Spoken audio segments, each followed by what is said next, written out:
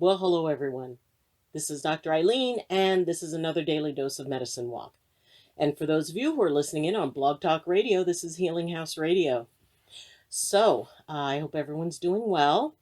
And, with everything going on, we can't forget that we're still dealing with a health crisis.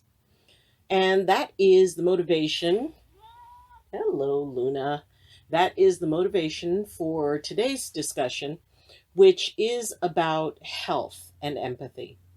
Now, I know that there are a lot of people who are concerned, and I've had people ask me about the fact that since empaths resonate with what people are feeling and what their energies are, is it possible that through that resonance, that actual physical illness can be transmitted? And, that's a really good question, because when we link with someone, we are connected to them.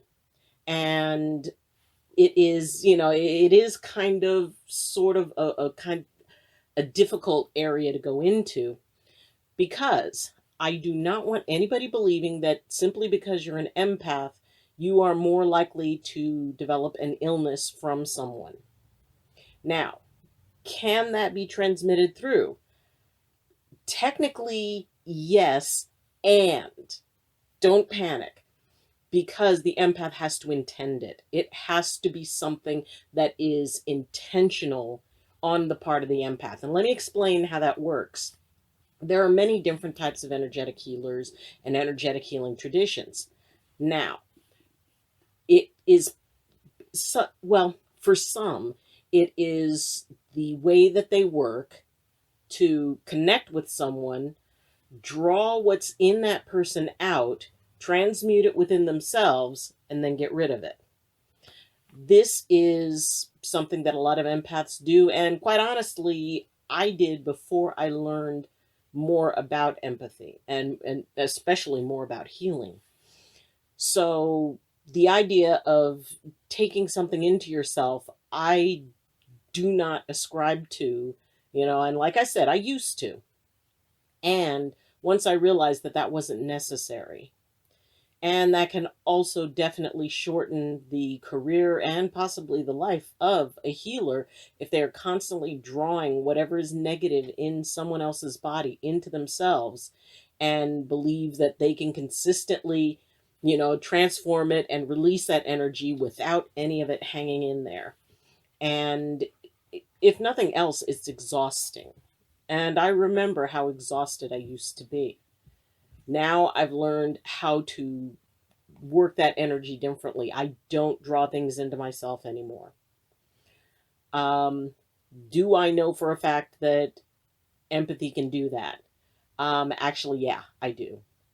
And it is based on the fact that when I was, when my mother was pregnant with me, when she found out she was pregnant, she was being treated for a condition called sarcoidosis, which is a lung infection that creates scar tissue, and, it can be very serious. And this was back in the early 60s.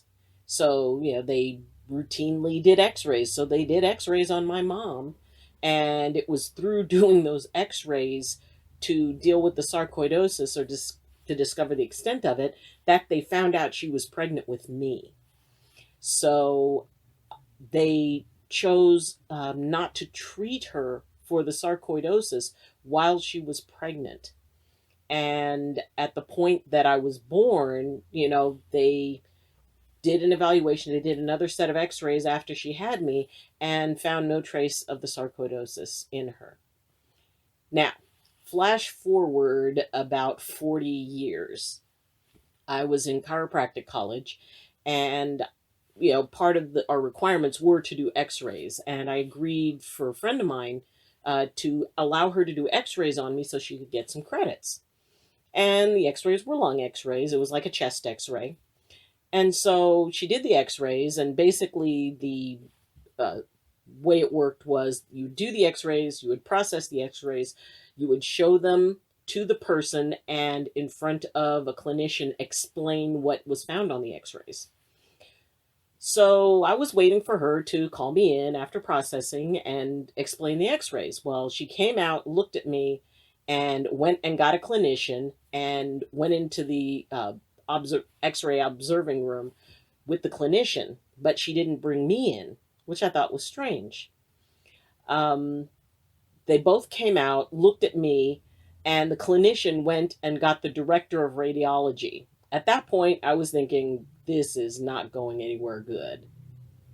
So I waited and started getting really nervous.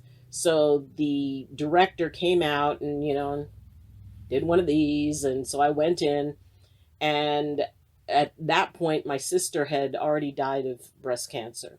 So that was the first thing on my mind. And I looked at the guy and I said, look, tell me right now if you found cancer. And he looked at me and he said, no, we didn't find cancer. Although the student and the clinician thought that it might be. And so I asked them to show me the x-rays, and he showed me the x-rays, and he goes, okay, here's the scarring in your lungs that they thought might be a problem, but it was just from when you had sarcoidosis. And I told him I had never had sarcoidosis. And he told me, yeah, you did. He said, you were tremendously young. He said, you were very young, but there is old scarring from where you had this illness. And I'd never remembered being that sick. So I went and asked my mom. And I said, well, have I ever had sarcoidosis? And she said, no, you never did. And then she thought for a second, and then she told me the story about how she had it while she was pregnant with me, and that she seemed fine and was completely clear of it by the time I was born. And I thought that was very odd. So I, kind of thought about it, and then, I just forgot about it for a long time. Then once I started studying empathy, I realized that in utero, I had drawn that illness into my body in order to save the vessel that was around me. And my lungs still carry the scars as evidence. So, yes, it is possible to empathically bring something into yourself. But again, you have to do it on purpose. And this is not something that, someone without some knowledge in this can do. It's not something that everybody can do, even when they intend to. But if you're a practitioner and that is the way that you work, is to empathically connect and draw things into yourself away from that person, I would definitely encourage you to look at a different modality, or, just make sure, take extra measures to do your clearing work, because you do not want to hold on to anything that, that could definitely harm you. So if you're just worried that being empathic and walking through a room means you're vulnerable, no, it doesn't. You can connect energetically, and that particular energy is not, the energy of illness is not something that will transmit through, to you just randomly. You need to really work to make that happen. And your body also has defenses, including your energetic field, that there is a consciousness to it. You have guardians, you have guides, and energetically, just like your physical body, your energy will recognize something that does not work for it, which is why if you meet somebody and automatically you don't want to be around them, that's a part of your energetic immune system saying, hey, this person's energy is not good. We don't want to be around them. So consider what it is that you are, the work that you're doing. If you're doing healing works, consider the modality that you work in and whether or not it involves drawing something into yourself. But otherwise, do not be concerned. You will not be susceptible to things just by being in that energetic field. It's okay. You won't carry something with you, and if you choose to draw it into yourself, just be real careful and do your clearing, but that is tremendously advanced work. That's way up there. So if you're just learning how to work with your empathy, it's okay. You're going to be all right. But, still wear your masks and, wash those hands and observe social distancing. You can do all the same things that everybody else is doing to take care of themselves, and you'll be all right. So, thank you for joining me. If you have any questions, comments, or concerns, you can leave them in the comments section. And you can also reach me through my Facebook group, Medicine Walk with Dr. Ayleen. And you can follow me on Twitter. And my email address is in the description. So if you want to contact me about something in particular, you can do so through that. If you like this video, please press like.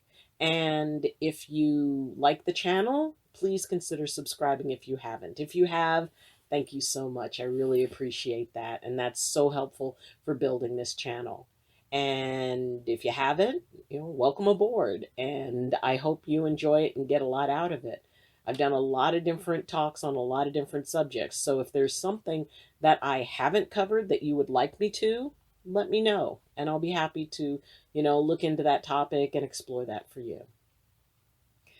So, again, thank you for joining me.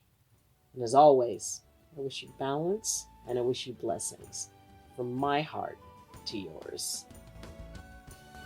Love you and see you tomorrow. Bye.